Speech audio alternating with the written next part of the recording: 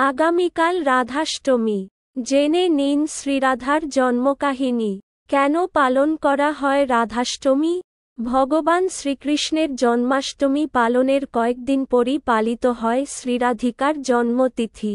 ধারণা করা হয় ভাদ্র মাসের শুক্লপক্ষের অষ্টমী তিথিতে শ্রীরাধার জন্ম হয়েছিল।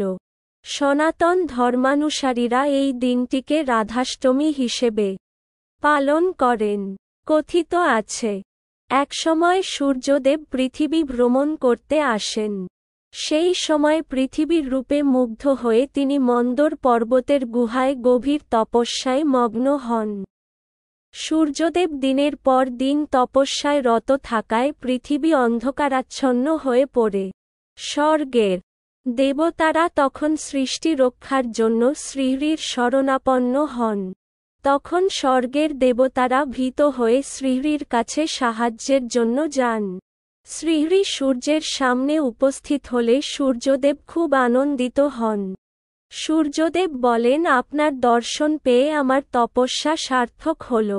শ্রীহরি তাকে বর দিতে চাইলে সূর্যদেব বলেন, আমাকে এমন একটি গুণবতী কন্যার বর প্রদান করুন যার কাছে আপনি চিরকাল বশীভূত থাকবেন। শ্রীহরি তথাস্তু বলে তাই বর দিয়েছিলেন। শ্রীহরি বলেছিলেন, পৃথিবীর ভার লাঘবের জন্য আমি বৃন্দাবনের নন্দালয়ে জন্মগ্রহণ করব। তুমি সেখানে বৃষভানু রাজা হয়ে জন্মাবে। শ্রীমতী রাধা তোমার কন্যারূপে জন্মগ্রহণ করবে।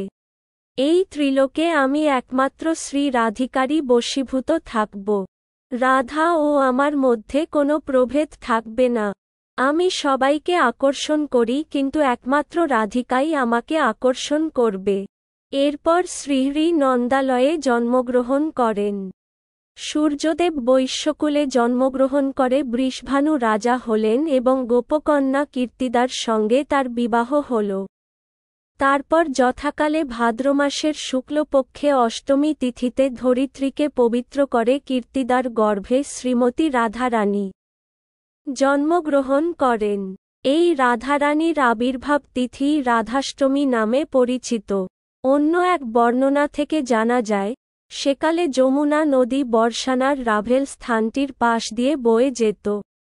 একদিন রাজা বৃষভানু নদীতে স্নান করতে গিয়ে দেখলেন, হাজার সূর্যের আলোর ন্যায় জ্যোতির্ময় এক সোনার পদ্ম ঠিক যমুনা নদীর মাঝখানে ফুটে আছে, যার মধ্যে রয়েছে একটি ছোট শিশুকন্যা।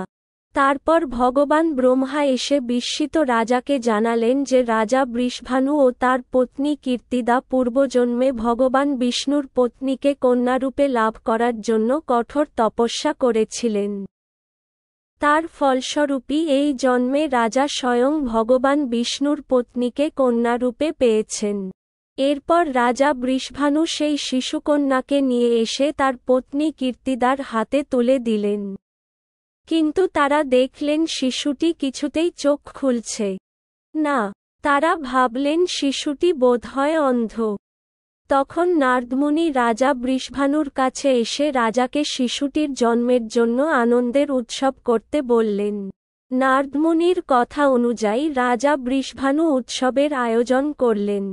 সেই উৎসবে নন্দ মহারাজ শিশু কৃষ্ণ সহ সপরিবারে এসেছিলেন।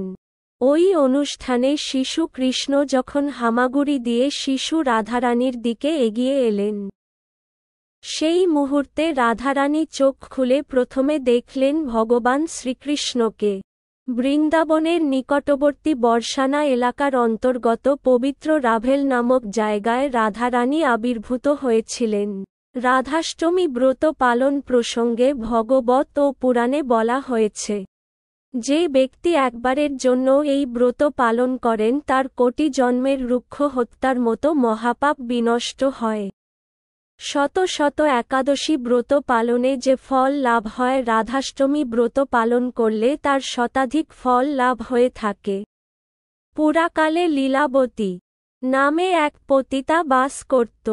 নগর ঘুরতে এসে সে দেখে সুসজ্জিত এক মন্দিরে মহাধুমধাম করে রাধা রানীর পূজা করা হচ্ছিল। সে এগিয়ে গিয়ে ব্রতীদের জিজ্ঞাসা করে সেখানে কিসের উৎসব পালিত হচ্ছে। ব্রতীরা রাধা মহারানীর আবির্ভাব তিথি উপলক্ষে রাধাষ্টমী ব্রত পালনের কথা ও তার মহাফল সব সবিস্তারে তাকে বলে। সেই পতিতারও এই ব্রত পালনের ইচ্ছে হয়। সেও অন্য ব্রতীদের সাথে রাধাষ্টমী পালন করে। পরদিন সর্প দংশনে তার মৃত্যু হয়। যমদূতেরা ওই পতিতাকে নিয়ে যমলোকে যাত্রা করলে সেখানে শ্রীহরির লোকেরা উপস্থিত হয়ে তাকে বন্ধন মুক্ত করে বৈকুণ্ঠ লোকে নিয়ে যায়। এইভাবে ওই লীলাবতী নামে পতিতা নারীও রাধাষ্টমী ব্রত পালন করে সর্বপাপ মুক্ত হয়েছিলেন।